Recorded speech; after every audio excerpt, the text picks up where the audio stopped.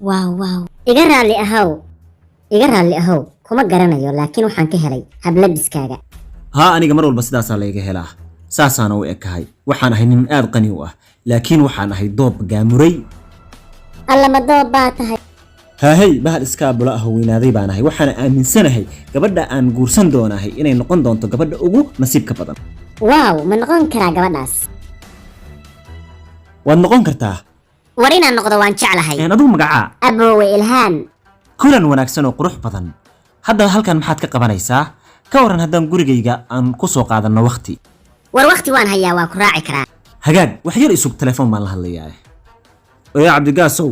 macdaarkii iyo labadii hotel iyo markabkiiba waa xisaabin doonaa inta dhaqaale iga gashay adigu mar kale aan ku soo wici doono insha Allah ina mari qalanjo ina ka xaga guriga baan aadaynaa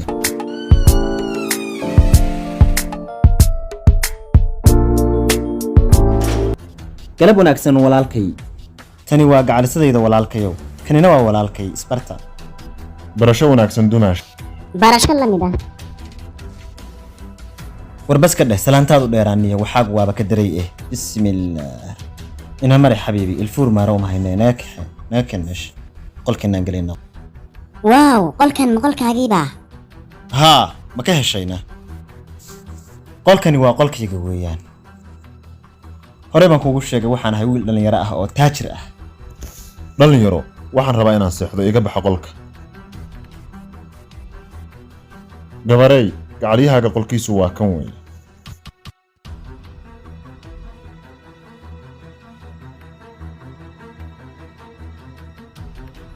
qolkan eberka adaa degan qolkaas qaaligaana walaalkay baa degan sooma horta aan wax kuu sharaxo ninkan walaalkaya been buu iga nabsanayaa waa beentiis been wuxuu kuu sheegay dhagaysan yahow aniga alaabuhu muhiim ima aha aniga qofka shakhsiyadiisa muhiim ah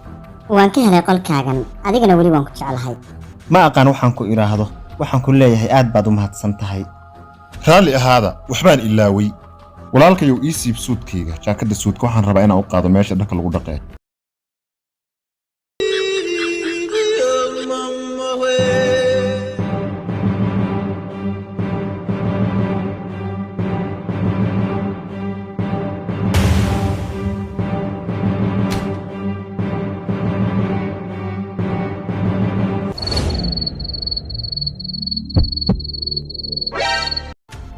aad baan uga xumahay been baan kuu sheegay fadlan iyo cafi mar kale raalli ahow baan ku leeyahay waxba ha ka walwalin waan ku cafiyey mahadsanid aad baad mahadsan wariya waxaad kaloo i bixisaa kabahayga sharabaadadayda iyo buumahayga iyo fanaanadayda hoosgashiga